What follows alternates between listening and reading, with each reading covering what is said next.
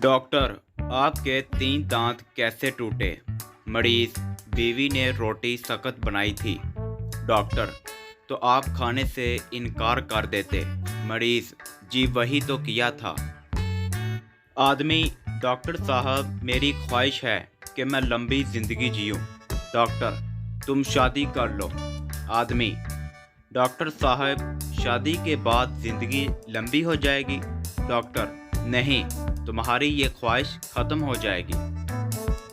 School से उस्तानी ने खत लिखा, बच्चे को नहला के भेजा करें, इससे बदबू आती है। माँ ने लिखा, बच्चा है गुलाब का फूल नहीं, इसे पढ़ाएं, सूंघे मत। प्रिंसिपल गुस्से से, अगर कोई लड़कियों के हॉस्टल की तरफ गया तो पहली दफ़ा मैं 100 रुपये जुर्माना होगा, दूसरी दफ़ा 200 रुपये, तीसरी दफ़ा 500 रुपये जुर्माना होगा। पप्पू, कुछ देर सोचने के बाद, सर इसका माहाना पैकेज क्या होगा? उस्ताद, बीवी को बेगम क्यों कहते हैं? बच्चा, क्योंकि शादी के बाद इसके सारे गम शौहर के हिस्से में चले जाते हैं और वो बेगम हो जाती है। कवारा लड़का, मुझे शादी नहीं करनी, मुझे सब औरतों से डर लगता है। शादीशुदा आदमी, शादी कर लो, फिर एक ही औरत से डर लगेगा और बाकी सब अच्छी लगेंगी।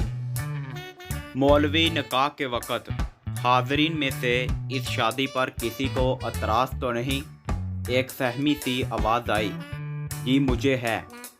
मौलवी, तुम खामोश रहो बदतमीज़, तुम दूल्हे हो।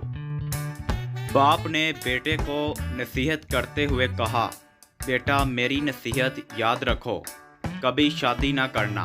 बेटा, ठीक अप्पा जी, मैं खुद भी अमल करूँगा और अपने बेटों को भी कहूँगा। लड़का, जानू हमारे प्यार के बारे में किसी को मत बताना। लड़की, तेरी बहन को तो ज़रूर बताऊँगी, वो कहती थी कि कोई कुत्ता होगा जो तुझसे प्यार करेगा। तो दोस्तों, ये हमारा मेन लतीफ़ा है। बीवी, सुना है जन्नत में शौहर को बीवी के साथ नहीं रहने देंगे। शौहर, सही सुना है।